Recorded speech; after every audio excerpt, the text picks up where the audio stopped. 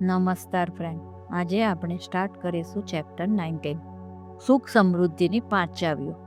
Benjamin ડિઝરાએલી કહે છે કે મનુષ્ય સંજોગોનું સર્જન નથી, સંજોગો જ મનુષ્યનું સર્જન છે. તમારા જીવન પર અંકુશ મેળવવાના બધા જ સોર્સે હવે તમારા હાથમાં છે. તમે તમારી ઈચ્છા મુજબ તમારા મન સામે આંતરિક રજૂઆતો કરી શકો તેમ છો અને તમારી માનસિક સ્થિતિ પણ બદલી શકો તેમ છો. તેના આધારે સફળતા મેળવવી હવે અઘરી નથી, પરંતુ માત્ર આ શીખી લેવાથી કામ પૂરું થતું નથી. જીવનમાં એવા પણ અનુભવો બનતા રહે છે જે વ્યક્તિને સમયાંતરે નિરાશ અને નિર્બળ કરી મૂકે. વ્યક્તિ કંઈક કરવા ધારતી હોય અને કંઈક બીજું જ બની જાય. જીવનનો રસ્તો ક્યારેક અચાનક વળાંક લે તો ક્યારેક અડચણભર્યો બની જાય. જેમ નદી ચૂપચાપ વહી જતી હોય અને અચાનક વમળ પેદા થઈ જાય, તેવું સૌ કોઈની જિંદગીમાં બનતું રહે છે. આ પ્રકરણમાં હું આવા અડચણભર્યા માર્ગો અને વમળોની વાત કરવાનો છું, જેથી તમને ખ્યાલ રહે કે તેનાથી કઈ રીતે બચી શકાય છે અને બહાર નીકળી શકાય છે. હું આ 5 મુદ્દાઓને સુખ સમૃદ્ધિની ચાવી કહું છું. તમે અહીં જે કંઈ પણ શીખ્યા છો તે બધા પર જો અમલ કરવાના હો તો તમારે માટે તો આ ચાવીઓ અંગે જાણવું વધુ મહત્વનું છે. દરેક સફળ વ્યક્તિએ વહેલા કે મોડા સમસ્યાનો સામનો કરવો પડે છે. જો તમે આ ચાવીઓ અંગે જાણતા હશો તો સમસ્યાઓ આવશે ત્યારે તેનો યોગ્ય રીતે સામનો કરી શકશો. એકવાર બોસ્ટનમાં મારો સેમિનાર પૂરો થયા બાદ હું રાત્રે ટહેલવા નીકળ્યો હતો. મારી બંને બાજુ ઊંચી ઊંચી ઇમારતો હતી. મેં જોયું કે સામેથી લથડિયા ખાતો એક માણસ આવી રહ્યો છે. મને તે ફૂટપાથ પર સૂનારો કોઈ ઘર વગરનો જ લાગ્યો. તેના કપડામાં દારૂની વાસ આવતી હતી અને ચહેરો તદ્દન લગર વગર હતો. મને થયું કે હમણાં એ મારી પાસે આવશે અને કંઈક ભીખ માગશે. બન્યું પણ એવું જ. તે મારી પાસે આવીને કહેવા લાગ્યો, મને થોડાક પૈસા આપો ને. પહેલાં તો મને થયું કે કંઈ આપવું નથી. પછી મને થયું કે તે હેરાન થાય તે પણ ઠીક નહીં. આમ પણ ક્યાં વધુ માંગ્યું છે. મને થયું કે તેને 2 બોલ કહેવાનો આ સારો મોકો મળ્યો છે. મેં તેને ફરી પૂછ્યું, તારે થોડાક જ પૈસા જોઈએ છે? તેણે ફરી હા પાડી અને કહ્યું કે બસ થોડાક જ પૈસા જોઈએ છે. ખિસ્સામાં હાથ નાખ્યો, પૈસા કાઢ્યા અને જતા જતા કહ્યું, ભાઈ, જિંદગી પાસેથી જેટલું માંગીશ એટલું જ મળશે. વધુ માંગીશ તો વધુ મળશે અને થોડુંક માંગીશ તો થોડુંક જ મળશે. પેલો મને સ્તબ્ધ થઈને જોતો રહી ગયો અને પછી પોતાને રસ્તે પડ્યો. હું તેને જતો જોઈ રહ્યો અને વિચારી રહ્યો કે મારી અને તેની વચ્ચે કેટલું અંતર છે. બસ એટલું જ જેટલું એક સફળ અને નિષ્ફળ વ્યક્તિ વચ્ચે હોય છે. મારી જિંદગીમાં આજે બધું જ છે. મારે જે જોઈએ છે તે હું કરી શકું છું. જ્યાં જવું હોય ત્યાં જઈ શકું છું. જેને મળવું હોય તેને મળી શકું છું. અને બીજી તરફ એ છે જે આશરે 60 વર્ષનો તો હશે, છતાં બેઘર બનીને રસ્તા પર રખડે છે, ભીખ માંગે છે અને પાછા થોડા જ પૈસા માંગે છે. ભગવાનની નજરમાં અમે બંને સમાન હોઈશું. ભગવાન કંઈ મારી પર રીઝેલા નથી કે મને મારી મનગમતી જિંદગી મફતમાં આપી દે. મને પણ કંઈ મફત મળ્યું નથી. એક સમયે હું પણ આની જેમ જ પૈસે ટકે ખાલી હતો, પણ ફરક એ હતો કે હું રખડતો નહોતો, આટલું દારૂ પીતો નહોતો અને જિંદગી પાસેથી મારે શું જોઈએ છે તેની પૂરતી સમજ હતી. જિંદગીમાં આપણને એટલું જ મળે જેટલું આપણે જિંદગી પાસેથી માંગીએ. થોડુંક માંગશો તો થોડુંક મળશે અને ઈચ્છા થાય તો આખી દુનિયા માંગી લો. બની શકે કે તમે તે પણ મેળવી શકો.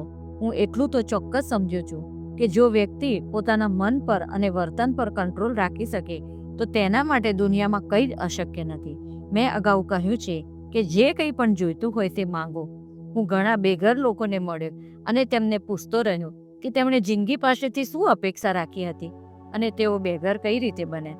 હું જોઈ શક્યો કે તેમની જિંદગીમાં અને આપણી જિંદગીમાં પડકારો સમાન જ હોય છે. એ પડકારનો જવાબ કેવી રીતે આપવામાં આવે છે એ જ જિંદગીનું રૂપ નક્કી કરે છે. ગ્રીક કહેવત છે, તમે જે પ્રકારના શબ્દો બોલશો તે જ પ્રકારના શબ્દો સાંભળશો. આજે હું તમને સુખ સમૃદ્ધિની 5 ચાવીઓ આપવાનો છું. આમ જોવા જઈએ તો પહેલી નજરે તમને તેમાં કોઈ ખાસ વાત જણાશે નહીં, પરંતુ એકવાર અમલ કરતા જશો તો તેની શક્તિનો ખ્યાલ આવી જશે. જો અમલ નહીં કરો તો તેનો અર્થ એ થશે કે તમે લિમિટ વિસ્તારવાના બદલે લિમિટેડ વિકાસ સાધવાનું જ નક્કી કર્યું છે. પોઝિટિવિટીથી શરૂઆત કરવી એ સારી બાબત છે, પણ વાત અહીં પૂરી થતી નથી. શિસ્તબદ્ધ પોઝિટિવિટી ચમત્કાર સર્જી શકે છે, જ્યારે શિસ્ત વગરની પોઝિટિવિટી માત્ર સપનું જ બતાવે છે. સુખ સમૃદ્ધિની પહેલી ચાવી છે, તમારે નિષ્ફળતાને સહન કરતા શીખવું પડશે. તમે જો ઊંચો ગોલ રાખ્યો હશે તો તમારાથી થાય તેટલી વધુ મહેનત કરવી જોઈએ. તે દરમિયાનમાં જે કંઈ પણ વેઠવું પડે તે વેઠવું પડશે. નિષ્ફળતા બાદની પરિસ્થિતિ આપણા સપનાને ચકનાચૂર કરી નાખે છે. આવું બધા સાથે થાય છે. આ સમય દરમિયાન પોઝિટિવ વ્યક્તિ પણ નેગેટિવ વિચારતી થઈ જાય છે, કારણ કે આવા સમયમાં વ્યક્તિ પોતાની શિસ્તબદ્ધતા ખોઈ બેસે છે અને પરિણામે સફળતા મેળવી શકતી નથી. લાંબા ગાળાની સફળતા માટે આ નિરાશાને કઈ રીતે સહન કરવી તે શીખવું ખૂબ મહત્વનું છે. એક બીજું રહસ્ય પણ છે. જો નિષ્ફળતા મોટી હશે તો આક્રોશ મોટો હશે, અને જેટલો આક્રોશ વધારે હશે તેટલી જ મોટી સફળતા પણ મળશે. દુનિયાની કોઈ પણ સફળતા સીધી મળતી નથી. તેની પહેલા કેટલાય સંઘર્ષ, અકળામણ અને આક્રોશ જેમાં થયા હોય છે. દુનિયામાં બે પ્રકારના લોકો હોય છે. જે લોકો સફળ છે તેમને આ રીતે નિષ્ફળતાના આક્રોશને પચાવી જાણે છે. જે લોકો નિષ્ફળ છે તે લોકો હજી અફસોસ વ્યક્ત કરે છે કે એ અકળામણ અને આક્રોશને પચાવી ગયા હોત તો આજે પરિસ્થિતિ અલગ હોત. મારે તમને એક સમયની નાનકડી કંપની ફેડરલ એક્સપ્રેસની વાત કરવી છે. ફ્રેડ સ્મિથ નામના એક યુવકે આ કંપની ખોલી. તે સમયે પોતાની તમામ મૂડી આ કંપનીમાં લગાવી દીધી હતી. તેણે વિચાર્યું હતું કે દરરોજ લગભગ 150 પેકેટની ડિલિવરી અપાશે તો વ્યવસાય સરસ ચાલશે. પરંતુ પહેલા દિવસે તેણે માત્ર 16 જ પાર્સલ ડિલિવરી કરવાના થયા. તેમાં પણ 5 તો કંપનીના જ એક કર્મચારીના હતા. આવી શરૂઆત પછી પરિસ્થિતિ સુધરવાને બદલે બગડતી ચાલી. તેના કર્મચારીઓને પગાર ચૂકવવાના પણ ઠેકાણા નહોતા. કેટલીક વાર તો કંપની ચાલે છે એવું બતાવવા માટે ખોટું વેચાણ બતાવવું પડતું. આટલી નિષ્ફળતા વચ્ચે કોઈ અકળામણ અને આક્રોશ અનુભવ્યા વિના ટકી જવું એ જ બહુ મોટો પડકાર હતો. પણ ફ્રેડ તે કરી શક્યા. આજે તેમની કંપની $બિલિયન ની મિલકત ધરાવે છે. આ નિષ્ફળતા સામે ટકી રહેવાની શક્તિ ફ્રેડની સફળતાનું કારણ બની છે. જે લોકો આ શક્તિ બતાવી શકે છે તેઓ દુનિયા પર રાજ કરી શકે છે. ઘણીવાર આપણે સાંભળીએ છીએ કે કોઈ કહે કે હું તો અંદરથી ભાંગી ગયો છું, તેથી મારાથી આ અકળામણ નહીં સહન થાય. હકીકત ઉલટી છે. તમે અકળાયા છો માટે અત્યારે ભાંગી પડ્યા છો. જો તમે અકળાયા ન હોત તો ભાગી ન પડ્યા હોત, અને તો તમને મોડા વહેલી સફળતા જરૂર મળે. જે વ્યક્તિ આ નિરાશા અને આક્રોશનો ભાર સહન કરે છે તે અંદરથી એટલી મજબૂત બની જાય છે કે તે જે ધારે તે કરવા શક્તિમાન બની જાય છે. અમીર અને ગરીબ વચ્ચે પણ આ જ ફરક છે. ગરીબીની મજાક ઉડાવવાનો મારો કોઈ આશય નથી. માત્ર એટલું કહેવા માંગુ છું કે ગરીબીના આક્રોશને સાચી રીતે જીરવ્યો હોય તો ગરીબી રહે જ નહીં. તમે ચોક્કસ અમીર બની શકો. આજે જે અમીર બન્યા છે તેમણે પણ સમસ્યાનો સામનો કર્યો જ હશે, પરંતુ તે સમયે તેમણે નવા પડકારો સ્વીકારવાની, નવી શક્યતાઓ ચકાસવાની અને નવા વિકલ્પો વિચારવાની તૈયારી બતાવી હશે. તેથી જ આજે તેઓ અમીર છે. કોઈ પણ સારા સંબંધોમાં પડકારો અને સમસ્યાઓ તો આવશે જ. ઓપ્ટિમમ પરફોર્મન્સ ટેકનોલોજી સૌથી મોટી ભેટ એ છે કે તે આપણને આ નિષ્ફળતા પછીની નિરાશા, આક્રોશ કે અકળામણને સહી લેતા શીખવે છે. એટલું જ નહીં, જે બાબતો તમને અકળાવતી તે જ બાબતોથી પોતાને હિંમત અપાવતા શીખવે છે. NLP માત્ર પોઝિટિવ વિચારધારા પર કામ કરતું નથી. પોઝિટિવ વિચારધારા કેળવવા બેસીએ તે પહેલાં તો ખરું કામ કરવાનો સમય વીતી ગયો હોય છે. તેથી અહીં કંઈક વધુ જરૂરી છે. NLP આપે દરેક નિષ્ફળતાને, તણાવને એક તકમાં કઈ રીતે ફેરવી નાખવી તે NLP શીખવે છે. તમે જોઈ ગયા છો કે તમને નિરાશ કરતી બાબતોને કઈ રીતે ઝાંખી અને ધૂંધળી બનાવી દેવી, જેથી ફરી પ્રસન્ન માનસિક સ્થિતિ પ્રાપ્ત કરી શકો. અને જાણો છો કે તે બિલકુલ અઘરું નથી. અહીં હું તમને તણાવ પર કાબૂ મેળવવાની 2 રીત બતાવીશ. સામાન્ય બાબતો માટે બહુ જીવ ન બાળો. બધી બાબતોને સામાન્ય જ ગણો. સફળ થયેલા બધા જ લોકો એ સારી રીતે જાણે છે કે સફળતા હંમેશા નિષ્ફળતાની પાછળ સંતાયેલી હોય છે. જે લોકો નિષ્ફળતા સુધી પહોંચીને અટકી જાય છે તેઓ સફળતાથી માત્ર એક કદમ દૂર હોય છે. તમારે આ છેલ્લા એક ડગલા પર જ સાવધાની રાખવાની છે. અકળામણના પ્રભાવ હેઠળ આવી જવાના બદલે તેને બાજુ પર હડસેલીને સફળતા તરફ આગળ વધવાનું છે. જે પણ નિષ્ફળતા મળે તેમાંથી કંઈક શીખવાનું છે અને સતત આગળ વધતા રહેવાનું છે. આજ સુધી સફળ થયેલી એક પણ વ્યક્તિ એવી નથી જેમને આ અનુભવ ન થયો હોય. સુખ સમૃદ્ધિની બીજી ચાવી ઇનકારનો સામનો કરતા શીખવું. મારા સેમિનારમાં હું આ વાક્ય બોલું એટલે તરત સૌના કાન સરવા થઈ જાય, કંઈક હલચલ અને ગણગણાટ શરૂ થઈ જાય. ટૂંકમાં સૌને આ વાત સ્વીકારતા ભારે અચરજ થાય. વાસ્તવમાં ના જેવો ડંખીલો બીજો એકેય શબ્દ એકેય ભાષામાં નથી. કોઈ સેલ્સમેનને પૂછી જુઓ કે જ્યારે ના સાંભળે ત્યારે તેને કેવું લાગે છે. પરંતુ એક સેલ્સમેન $1,00,000 વેચાણ કરી શકતો હોય અને બીજો માત્ર $25,000 વેચાણ કરી શકતો હોય તો તેની વચ્ચેનો ભેદ અહીં દેખાઈ આવે છે. જેણે વધુ વેચાણ કર્યું છે તેણે વધુ ઇનકારનો પણ સામનો કર્યો હતો અને દરેક ઇનકાર પછી બીજો દરવાજો ખખડાવવાની હિંમત કરી હશે. આ હિંમત જ તેને $1,00,000 સુધીનું વેચાણ કરવા સુધી પહોંચાડી શકે છે. ના સાંભળવાનો ડર રાખવાને બદલે એ હદ સુધી ટેવાઈ જાઓ કે એક પણ ઇનકાર તમને નવો પ્રયત્ન કરતા અટકાવી ન શકે. આપણા સમાજમાં કોઈને ના સાંભળવાની આદત નથી. તેથી જ્યારે ના સાંભળવી પડે ત્યારે કયા પ્રકારનો રિસ્પોન્સ આપવો તેની સૂઝ કે સમજ કેળવાયા નથી. યાદ છે, મેં તમને પહેલા એક સવાલ પૂછ્યો હતો કે જો તમે નિષ્ફળ જવાના જ નથી તેવી ખબર પડે તો તમારા વર્તનમાં કયા પ્રકારનો ફેરફાર થશે? શું તમે પહેલાની જેમ જ મહેનત ચાલુ રાખશો? જો હા, તો તમને તેમ કરતા આજે કોણ અટકાવે છે? પણ મોટે ભાગે જવાબ ના હોય છે. બસ આ ટચુકડી ના જ તમને તમારી સફળતાથી દૂર રાખે છે. ના સાંભળો અને આ દરેક નામાંથી આગળ વધવાની શક્તિ એકઠી કરતા શીખો. મારે એકવાર હાઈ જમ્પરને તાલીમ આપવાની થઈ હતી. ઓલિમ્પિક એથ્લેટ હતો, પરંતુ ખબર નહીં કેમ પોતાની ઊંચાઈથી વધારે કૂદકો લગાવવો તેના માટે અચાનક અઘરું બની ગયું હતું. મેં તેના 2-4 કૂદકા જોયા અને મને તરત ખ્યાલ આવી ગયો કે તકલીફ શું છે. તે દોડે, બાર પાસે આવીને કૂદકો મારે અને બાર તેને અડી જાય એટલે નાસીપાસ થઈ જાય, જેથી તે બારને ઓળંગી ના શકે. મેં તેને પાસે બોલાવીને કહ્યું કે તેને બારને અડી જવાથી તરત નાસીપાસ થવાનું હોય જ નહીં. મૂળ તકલીફ એ હતી કે તે એકવાર ન ઓળંગી શકે તો તે નિષ્ફળતાનું મોટું ચિત્ર નજર સામે ખડું કરી દેતો હતો. આ ચિત્ર જ તેને બીજી વારની સફળતા મેળવવા અટકાવતું હતું. તેના મનમાં એક પછી એક નિષ્ફળતાના જાણે કે ઢગલા થઈ જતા હતા અને તે આ બધું સાચવી સંભાળીને રેકોર્ડ કરી જતો હતો. આ કારણે તેના મગજને નિષ્ફળ જવાના વધુ સંકેતો મળતા હતા. તે એવી માનસિક સ્થિતિ સુધી પહોંચી જ ન શકતો જે તેને સફળતા સુધી દોરી જાય. મેં તેને કહ્યું કે હવે એ તે બારને અડી જાય તો ત્યારે તેણે અફસોસ દર્શાવે તેવા કોઈ પ્રકારના ઉદ્ગાર કાઢવાના નથી, પણ મનોમન પોતાને શાબાશી આપવાની છે. જો તે આમ કરશે તો જ એવી પોઝિટિવ માનસિક સ્થિતિ મેળવી શકશે જે મેળવવી તેના માટે અત્યારે ખૂબ જ જરૂરી બની ચૂકી છે. તેને મારી વાત માની લીધી અને માત્ર 3 કૂદકામાં તે છેલ્લા 2 વર્ષમાં નહોતું કર્યું એટલું સારું પરફોર્મ કરવા લાગ્યો. તેને બિલકુલ વાર લાગી નહીં, કારણ કે 6 ફૂટ 4 ઇંચ સુધી કૂદી શકતો હતો. તેણે માત્ર બીજા 8 ઇંચ જ વધારવાના હતા. તે એટલો મોટો તફાવત નહોતો જે તે પાર કરી ન શકે. મોટો ફરક તો તેણે તેની વિચારસરણીમાં લાવવાનો હતો. સિલ્વેસ્ટર સ્ટેલોન, આપણા સૌનો રેમ્બો, તે જ્યારે હોલિવૂડમાં પ્રવેશ્યો હશે ત્યારે તેને જોતા વખતે 2-4 પ્રોડ્યુસરે બહાર આવીને પોતાની ફિલ્મમાં કામ કરવા માટે સીધો જ પ્રસ્તાવ મૂકી દીધો હશે. એવું તમે માનો છો? ખરેખર એવું બન્યું નહોતું. સિલ્વેસ્ટરને પહેલો બ્રેક મળ્યો એ પહેલા કેટલીય વાર તેણે આ કડવા ઇનકારનો સામનો કર્યો હતો.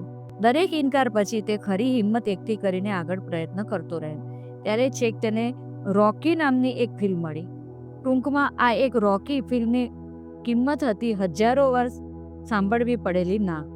હવે તમે યાદ કરો અને કહો કે તમે કેટલી વાર ના દ્વારા કરાતી અસ્વીકૃતિનો સામનો કરવાની હિંમત બતાવી છે.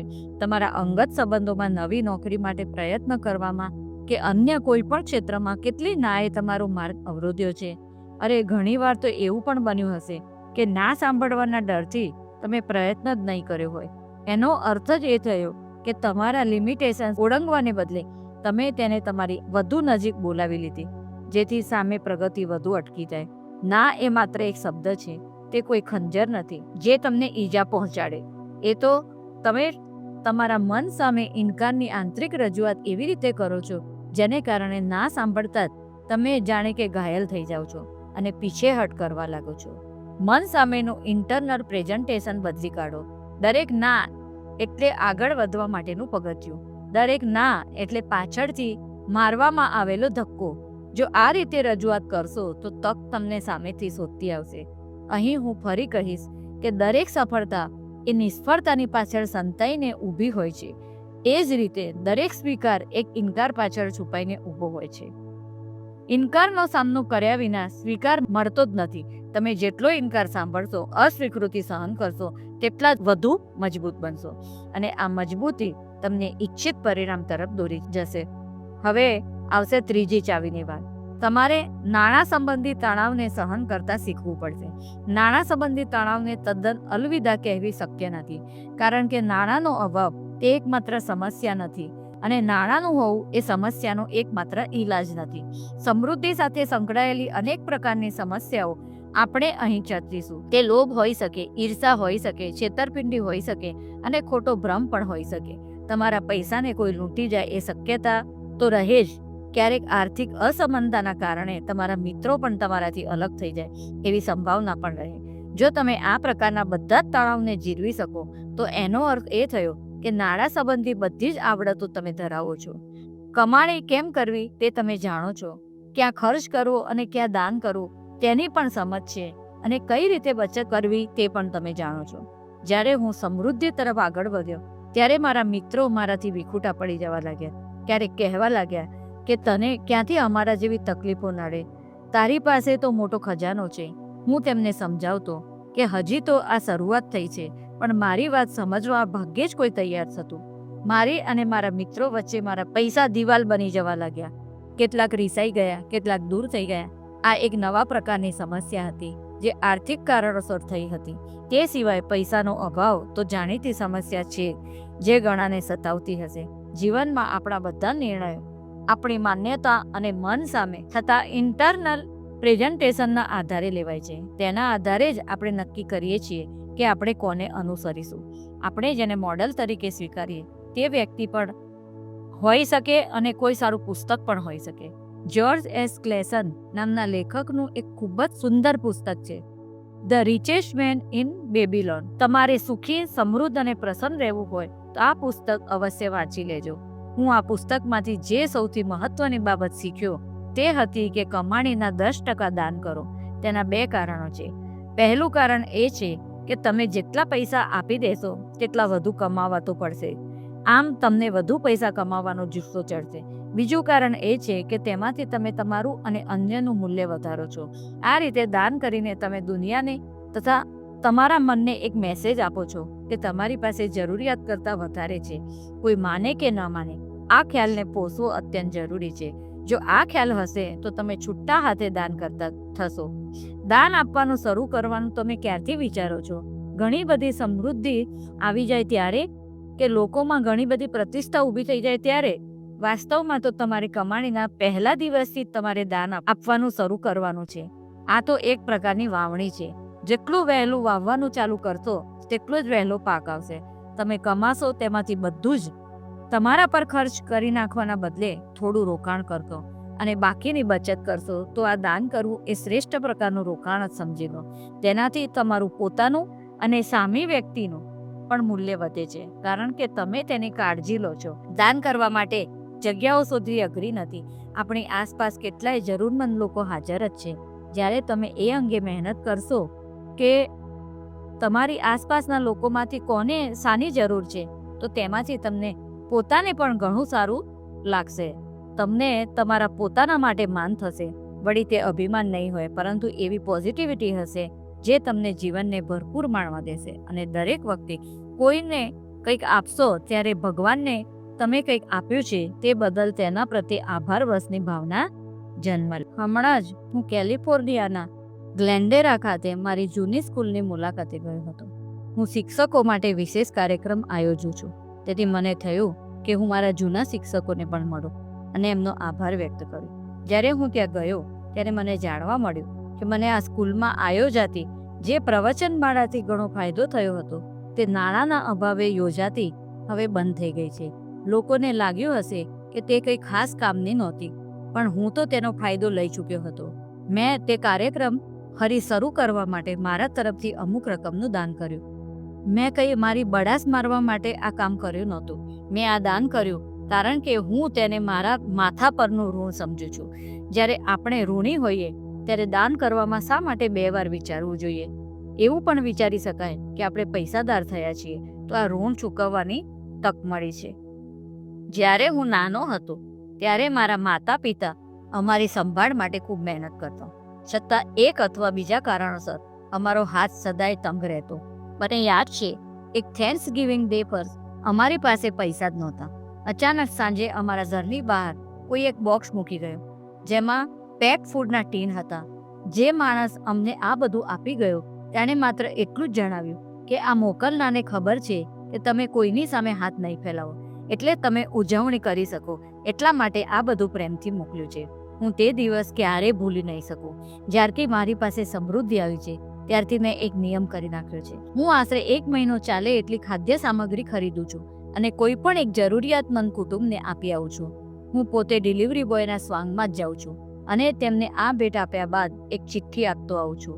ચિઠ્ઠીમાં લખ્યું હોય છે, તમારી કાળજી લેનાર દરેક વ્યક્તિએ આ ભેટ મોકલી છે, તે સ્વીકારજો અને સાથે એ શુભેચ્છા પણ સ્વીકારજો કે જીવનમાં ક્યારેક તમે પણ એટલા સમૃદ્ધ બનો જેથી આ જ રીતે અન્ય કોઈ જરૂરિયાતમંદ વ્યક્તિને મદદ કરી શકો.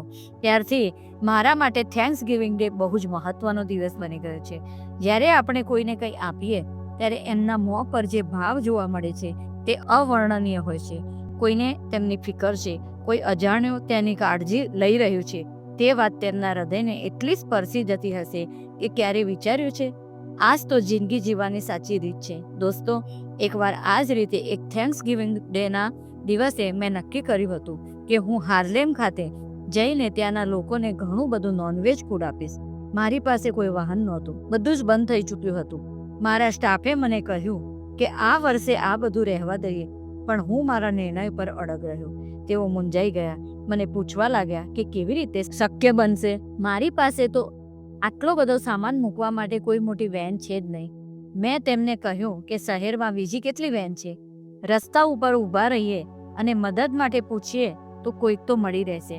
હું રસ્તા પર ઊભો રહી હાથના ઈશારાથી મદદ માંગવા લાગ્યો. ન્યુયોર્કના રસ્તાઓ તો આ માટે ઘણા જોખમી ગણાય. તમે ક્યારેક કઈ કારની અડફેટે આવી જાઓ તે કહી ન શકાય.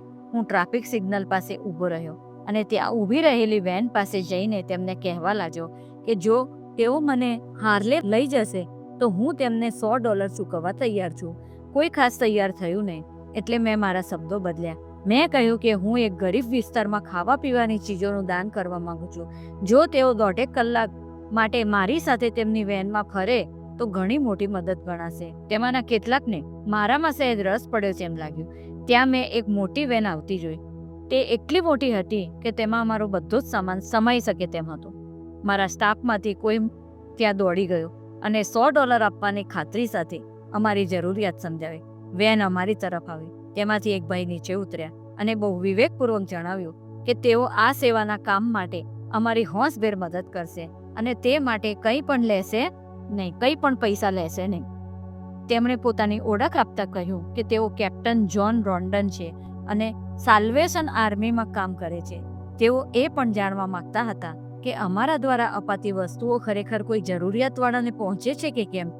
તેઓ અમારી સાથે હાર્લેમ તો આવ્યા, પણ ત્યાંથી સાઉથ બ્રોન્ક્સ પણ આવ્યા, જે તે સમયે દારૂણ ગરીબી માટે જાણીતો વિસ્તાર હતો. ત્યાં અમે ખાવાનું લઈ ગયા. ત્યાં ઘણા નિરાશ્રિતો હતા, બેઘર હતા અને 2 છેડા ભેગા કરવાની કોશિશ કરતા શ્રમજીવીઓ હતા. હું એમ તો ન કહી શકું કે અમે તેમની જિંદગીમાં કંઈક ભારે પરિવર્તન લાવ્યા હોઈશું, પણ તમને એટલું જરૂર કહીશ કે કેપ્ટન રોન્ડને તે દિવસે મને જણાવ્યું હતું કે આ રીતની કાળજીથી આ શ્રમજીવીઓનો લોકો પ્રત્યેનો દ્રષ્ટિકોણ બદલાયો છે.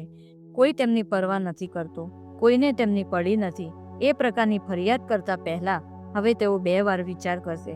જ્યારે તમે પોતે તમારી જાત ઘસીને અન્યને મદદરૂપ થાવ ત્યારે તો તેનાથી વધારે બીજું કિંમતી કંઈ ન હોઈ શકે. તમે આ 10% દાન આપીને જોઈ શકશો કે તમારા પૈસા અન્ય માટે કેટલા બધા મૂલ્યવાન છે. 10%નું દાન તમને બહુ મહત્વના આ 2 સંદેશા શીખવી જાય છે. મને ક્યારેય થતું હતું કે ગરીબને મદદ કરવાનો સૌથી મોટો રસ્તો એ છે કે તમે તેની સાથે તેના જેવા બનીને રહો. અનુભવે મને સમજાયું કે ક્યારેક તેનાથી તદ્દન વિરુદ્ધનું વર્તન પણ એટલું જ સાચું છે. તે ગરીબ લોકો માટે આપણે પ્રેરણારૂપ બનીએ, જેથી તે લોકો જીવનમાં શું શું શક્ય છે તે વિચારતા થાય અને એકવાર તેઓ વિચારે પછી આપણે તેમને તેમ કરવામાં આપણા તરફથી પૂરેપૂરી મદદ પૂરી પાડીએ. હવે જ્યારે તમે તમારી આવકના 10%નું દાન કરી દીધું છે ત્યારે બીજા 10% લો અને તેમાંથી તમારું ઋણ ચૂકતે કરો. હવે ત્રીજા 10% લો અને તેનું યોગ્ય મૂડીરોકાણ કરો. મૂડીરોકાણ કરીને તમે સંપત્તિ ઊભી કરો. આપણે મૂડીવાદી દેશમાં વસીએ છીએ. પોતાની મહેનતનું પૂરેપૂરું વળતર મળી રહે છે. તે આશયથી આપણા પૂર્વજોએ આ આખું મૂડીવાદી તંત્ર ઊભું કર્યું છે. પછી આપણે તેનો ફાયદો શા માટે ન ઉઠાવીએ? આપણે સમજણપૂર્વકનું રોકાણ કરીએ, આપણા પૈસાને જ વાવીએ, જેથી કાલે તે ઉગી નીકળે, અને સારી એવી બચત પણ જમા કરીએ. નાણાકીય નિયમનનો આ રસ્તો એકદમ યોગ્ય છે. જે પૈસો ખર્ચ થઈ જાય છે તે ક્યારેય આપણા હાથમાં પાછો આવતો નથી, પરંતુ જે પૈસો રોકવામાં આવે છે તે અનેક ગણો થઈને આપણી પાસે પાછો ફરે છે. જે લોકો આ સમજદારી બતાવી શકતા નથી તેઓ આર્થિક રીતે ખલાસ થઈ જાય છે અને નાદારી નોંધવી પડે છે.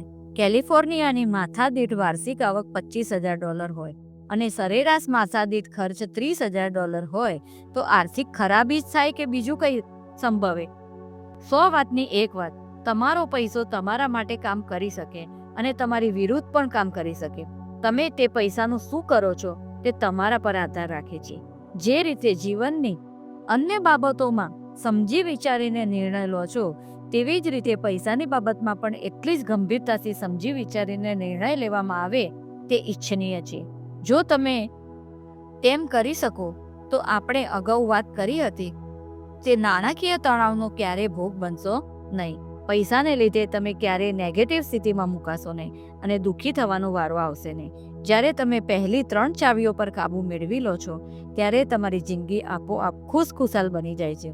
જો તમે નિષ્ફળતાના આક્રોશનું યોગ્ય નિયમન કરી શકો, જો તમે ગમે એટલી વારના ઇનકારને સહન કરી લઈ શકો અને જો તમે નાણાકીય તણાવનો સામનો કરી શકો તો જીવનમાં સફળ થઈ જ શકશો. તમે ક્યારેય ટીના ટર્નરની જીવનકથા સાંભળી છે? તેણે તો આ ત્રણેય દુઃખો બહુ મોટા સ્વરૂપે જોયા છે. તે એક સ્ટાર બની, સફળ થઈ અને એક ખરાબ સમયગાળામાં તેની પડતી શરૂ થઈ. તેના લગ્ન તૂટી ગયા. એક સમય એવો આવ્યો કે 8 વર્ષ સુધી હોટલની લોન્જમાં પરફોર્મર તરીકે ડાન્સ કરતી રહી. તે સતત કામ માંગતી રહી, પરંતુ કોઈ સામેથી તેનો સંપર્ક કરતું નહોતું. તે રેકોર્ડિંગના કરાર કરવા માટે પણ પ્રયત્ન કરતી રહી. ક્યાંયથી પોઝિટિવ જવાબ મળતો નહીં, છતાં તે હિંમત હારી નહીં અને દરેક ઇનકાર પછી પણ તેનો પ્રયત્ન ચાલુ રહ્યો. આમ કરતાં કરતાં તેને દેવું ચૂકતે કર્યું. કંઈક અંશે ઘરની આર્થિક સ્થિતિ કાબૂમાં આવી અને અંતે તેને ફરી કામ મળવાનું ચાલુ થયું. પછી તો તે મનોરંજનની દુનિયાની શ્રેષ્ઠ ગાયિકા તરીકે ફંકાઈ અને કેટલાય એવોર્ડ મેળવ્યા. હવે ચોથી ચાવીને જોઈ લઈએ. તમારે આત્મસંતોષને હેન્ડલ કરતા શીખવું જોઈએ. તમે ઘણીવાર એવું જોયું હશે કે લોકો ખૂબ સફળતા મેળવે ત્યારે તેઓ તેમના કમ્ફર્ટ ઝોનમાં આવી જાય છે. અત્યાર સુધી તેમણે જે કંઈ પણ મેળવ્યું તેનો સંતોષ તો હોવો જોઈએ, પરંતુ તે મેળવવા માટે તેમણે જે શિસ્ત બતાવી કે અન્ય કોઈ ગુણો બતાવ્યા, તેમને ધીરે ધીરે આ કમ્ફર્ટ ઝોનમાં ગુમાવવાનું ચાલુ કરી દે છે. લાઓ ત્સુ તાઓ તે કિંગ કહે છે કે જેને તમે પૂર્ણપણે જીતી લીધી હોય તે ચીજનું ભવિષ્ય જો તમારા કંટ્રોલમાં ન હોય તો તે ચીજ તમારી ગણાશે નહીં. આ પ્રકારની નિરાશ ક્યારેક આળસ તરફ વળી જાય છે. તેની કોઈને ખબર રહેતી નથી. તેથી જ ટોચે પહોંચ્યા બાદ પણ તેના ગુણોને જાળવીને સતત વિકસતા રહેવું જરૂરી બને છે. તમે તમારો વિકાસ અટકાવી દેશો અને કામકાજ અટકાવી દેશો તો તેનાથી તમારું પોતાનું મૂલ્ય ઘટતું જશે. બોબ ડિલાને કેટલું સરસ વાક્ય કહ્યું છે, જે વ્યક્તિ રોજ રોજ જન્મ લેવામાં વ્યસ્ત નથી તે રોજ રોજ મરી રહ્યો છે. ટોચ પર તો એ જ શક્ય છે જે કાં તો તમે સતત આગળ વધતા રહો અથવા બીજી તરફથી ગબડી પડો. મેકડોનાલ્ડના ફાઉન્ડર રે ક્રોકને એકવાર પૂછવામાં આવ્યું હતું કે જીવનની કોઈ પણ સફળતા માટે તમે કઈ ટચુકડી સલાહ આપવાનું પસંદ કરશો? તેમણે કહ્યું કે તમે જ્યારે લીલાછમ હશો ત્યારે જ વૃદ્ધિ પામશો. પાકી જશો એટલે સડવાનું શરૂ થઈ જશે. તમે ગમે તે અનુભવ લો પણ અંતે તેને તમારા વિકાસ માટેની તકમાં ફેરવી નાખો. જો તમે કંઈ નહીં કરો તો તે જ અનુભવ તમારા માટે વિનાશનું કારણ બની જશે. નિવૃત્તિ આવે ત્યારે તમે એક વધુ સમૃદ્ધ જીવન ગાળવાનો નિર્ણય લઈ શકો અથવા કામકાજના પૂર્ણવિરામ તરીકે પણ જોઈ શકો. તમે સફળતાને કંઈક વધુ કરી બતાવવાની શક્તિ મળી હોય તે રીતે પણ જોઈ શકો અને નિરાતે આરામ કરવાની બાબત પણ ગણી શકો. પણ એ નક્કી છે કે જો સફળતાને આરામ કરવાની બાબત ગણશો તો એ સફળતા બહુ લાંબો સમય તમારો સાથ દેશે નહીં. એટલે કંઈક મેળવ્યા બાદ આત્મસંતોષની સ્થિતિમાં શું કરવું તે ઘણું મહત્વનું છે. ક્યારેક તો વ્યક્તિ એ કારણે પણ આત્મસંતોષી બની જાય છે કે તેના મિત્રો કરતાં તેની પાસે ઘણું વધારે છે. સફળતાની વ્યાખ્યામાં આ એક ઘણી મોટી ભૂલ કહેવાય. એવું પણ બની શકે કે તમારા તે મિત્રો પૂરતી મહેનત ન કરતા હોય, એ લોકો ખરેખર કંઈ મેળવી જ ન શક્યા હોય. તમે જ્યારે તમારી જાતનું મૂલ્યાંકન કરો ત્યારે માત્ર અને માત્ર તમારા જ ગોલને ધ્યાન પર લેજો. તમારી આજુબાજુના લોકો શું કરે છે તે તમારે જોવાનું નથી, કારણ કે આ પ્રકારનો ખોટો આત્મસંતોષ પૂરો પાડવા માટે તમારા કરતાં ઓછું મેળવનારા ઘણા લોકો તમારી આસપાસ મળી જ રહેશે. આપણે નાના હતા ત્યારે આમ જ કરતા હતા ને, આ દોસ્ત આમ કરે છે તો હું પણ તેમ કરું, એ પ્રકારની દેખાદેખીથી દોરવાતા. ત્યારે આપણા મમ્મી એમ કહીને સમજાવતા કે દોસ્તને જે કરવું હોય તે દોસ્ત જાણે, તું તારું સંભાળ. અહીં કંઈક અલગ અર્થમાં આ જ મેસેજ આપણે પોતાને ફરી આપવાનો છે. તમે જેટલું કરવા માટે શક્તિશાળી હોય તે બધું જ કરી છૂટો. અન્ય કેટલું કરી શક્યા અને તેમણે કેટલું છોડી દીધું તે જોવાનું કામ તમારું છે જ નહીં. તમારો ગોલ શું છે, તમે કેટલા એનર્જેટિક રહીને કામ કરી શકો છો, નવું શીખી શકો છો અને આગળ વધી શકો છો, તે માત્ર તમે જ નક્કી કરશો. અન્ય કોઈના લિમિટેશનથી તમારો વિકાસ રૂંધાશે નહીં. તમારા કરતાં વધુ મેળવનારાઓ હશે અને તમારા કરતાં ઓછું મેળવનારાઓ પણ હશે. તમારે વધુ મેળવનારાઓની ઈર્ષા કરવાની નથી અને ઓછું મેળવનારાઓને જોઈને ખોટો આત્મસંતોષ લેવાનો નથી. માત્ર તમારા ગોલ અને તમારી શક્તિને ધ્યાનમાં રાખીને જ આગળ વધવાનું છે. બેન્જામિન ડિઝરાયેલી કહે છે, તુચ્છ મન જ તુચ્છ ચીજોની પરવા કરે છે. ખોટા આત્મસંતોષને દૂર રાખવા માટે તમારે કેટલીક સાવધાની રાખવી જોઈએ. તમે એવા કોઈ આળસુ વચ્ચે ન બેસો જેમનું કામ માત્ર વાતો કરવાનું છે. કોણ શું કરે છે, કોની સાથે ઉઠે બેસે છે, કોની સાથે હરે ફરે છે, કોની આર્થિક ક્ષમતા કેવી છે, તે બધી જાણકારીઓની કોઈ જ આવશ્યકતા હોતી નથી. આ તો તમારા મનને અપાતું ધીમું ઝેર છે, જે તમને તમારા ધ્યેયથી ભટકાવી શકે છે. આ પ્રકારનો સંગાત મેળવવો સહેલો છે, પરંતુ તેનાથી દૂર રહેવું વધુ અઘરું છે. તમે એ ખાસ ખ્યાલ રાખશો કે માત્ર પોતાનો સમય પસાર કરવા માટે આ પ્રકારે એકઠા થનારા લોકોથી તમે દૂર રહો. તેઓ પોતાની જિંદગીમાં કંઈ જ મેળવી શકે તેમ હોતા નથી, તેથી જ અત્યારે આ રીતે સમય પસાર કરે છે. રોલિંગ થંડરે કહ્યું હતું કે માત્ર સારા હેતુ માટે જ શબ્દોનો ઉપયોગ કરો. આ વાત યાદ રાખવા જેવી છે. આપણે જેવું આપીશું તેવું જ આપણે મેળવીશું. આપણે જિંદગીની નકામી બાબતોથી એકદમ દૂર જ રહીએ. આ નકામી બાબતોને આપણા મન પર કે જીવન પર હાવી ન થવા દઈએ. જો તમે આત્મસંતોષી બનીને સામાન્ય થઈ રહેવા ઈચ્છતા હો તો તમારો સમય નકામી વાતચીતમાં બગાડતા રહો તે ચાલશે. પણ જો તમે તમારા જીવનમાં ખરેખર કંઈ મેળવવા માંગો છો તો આ બધાથી દૂર રહીને ચેલેન્જ સ્વીકારતા થાવ અને ટોળામાંથી વિશિષ્ટ બની અલગ તરી આવો. હવે સુખ સમૃદ્ધિની એક છેલ્લી ચાવી, તમે જેટલું મેળવવા ઈચ્છતા હો તેના કરતાં વધુ આપતા થાવ. આ ચાવી એટલા માટે મહત્વની છે કે તે તમને ખુશીની પાક્કી ખાતરી આપે છે. એકવાર હું મોડી રાત્રે મારી કારમાં ઘર તરફ જઈ રહ્યો હતો. હું લગભગ ઊંઘમાં હતો અને અચાનક એકાદ બમથી મારી ઊંઘ ઉડી ગઈ. ઊંઘના આ સમયગાળામાં મને એક વિચાર સૂઝ્યો કે જીવનનું સાચું રહસ્ય તો આપવામાં જ છે. જો તમે જીવનને સાચા અર્થમાં માણવા માંગતા હો અને કંઈક પામવા માંગતા હો તો તમે જેટલું જલ્દી આ સત્ય સમજી લેશો એટલા ફાયદામાં રહેશો. મોટાભાગના લોકો જિંદગીમાં ઘણું બધું મેળવવા માંગે છે, પણ જિંદગીને પાછું કંઈક આપવું એ તેમના સ્વભાવમાં હોતું નથી. જિંદગીમાં કંઈક મેળવવું તે બહુ મોટી વાત નથી. દરિયો પોતે ઉકળીને ઘણું બધું આપે છે, તે જ રીતે આપણે પણ પહેલાં આપવાનું શરૂ કરીએ. મોટાભાગના લોકોની અપેક્ષા એવી હોય છે કે પહેલાં મને મળે પછી હું આપું. દાનની વાત તો જવા દો. મારી પાસે થોડો સમય પહેલાં એક કપલ આવ્યું હતું. બંને જણાને એકબીજા સામે ફરિયાદ હતી કે સામી વ્યક્તિને મારા માટે પ્રેમ નથી અને માન સન્માન નથી.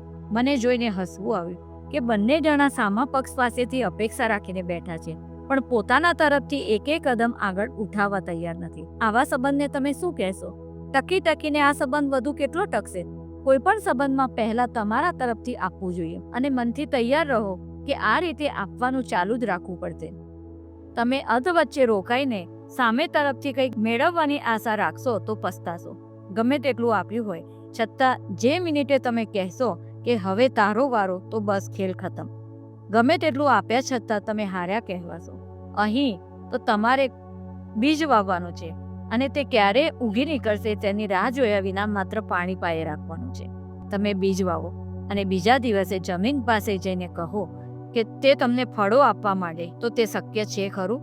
જમીન કદાચ તમને સંભળાવશે કે ભાઈ, તમારી કંઈ ભૂલ થાય છે, તમે આ દુનિયામાં નવા છો કે શું? અહીં આ રીતે રમત રમાતી નથી. કદાચ તમને તે શીખવશે કે તમારે બીજ વાવવાનું હોય, પછી તેની સંભાળ લેવાની હોય, તેને નિયમિત પાણી પાવાનું હોય, તેમાં ખાતર નાખવાનું હોય, તેની સુરક્ષાનું ધ્યાન રાખવાનું હોય. આ બધું જ બરાબર થાય તો સમય આવે, છોડ ખીલશે અને તેને ફળ આવશે. જીવન પણ આ જ રીતે, આ જ પદ્ધતિને અનુસરે છે. તમે ગમે તેટલી સંપત્તિ એકઠી કરો, ગમે તેવું મોટું સામ્રાજ્ય જમાવો, પરંતુ જો એ બધું માત્ર તમારા એક માટે જ ભેગું કરશો તો એ સાચી સફળતા નથી. એમ સમજો કે તમારી આ સફળતા છેતરામણી છે. સંપત્તિના આવા શિખર ઉપર બેઠેલા લોકો અંતે એટલા એકલા પડી જાય છે કે તે શિખર પરથી કૂદી પડવા સિવાય તેમની પાસે કોઈ વિકલ્પ બચતો નથી. સફળતા એ બહુ જ છેતરામણી ચીજ છે. તમે એકાદ શિખર ચડશો અને તમને થશે કે તમને સફળતા મળી ગઈ, પરંતુ સફળતાનું આ રૂપ એકદમ છેતરામણું છે. સફળતા એટલે સતત ચાલતા રહેવાની પદ્ધતિ. સફળતા એટલે મન અને જીવનની કેળવણી, તેનો અંત ન હોય. સફળતા એટલે જ ગતિ, તેની મંજિલ ન હોય. જે મંજિલ હોય છે તે માત્ર ટૂંકા સમય માટેનું વિરામ સ્થાન હોય છે. વાસ્તવમાં ત્યાંથી આગળ વધીને બીજી મંજિલ તરફ ચાલતા જ રહેવાનું હોય છે. તમારે જીવન જીવવા માટેની કેળવણી લેવાની છે અને તેના દ્વારા મેળવેલી શક્તિઓનો જવાબદારી સાથે સમજદારીપૂર્વક ઉપયોગ કરવાનો છે, જે સૌના હિતમાં હોય છે. જીવનના ખરા સુખ અને સમૃદ્ધિ તેમાં જ સમાયેલા છે. જો તમે આ 5 ચાવીઓનો યોગ્ય રીતે ઉપયોગ કરી શકશો તો આ પુસ્તક તમારા જીવનમાં ચમત્કાર સર્જી શકશે. હવે એ જોઈએ કે વ્યક્તિના વિકાસથી મોટા પાયે સૃષ્ટિમાં પરિવર્તન કઈ રીતે આવે છે.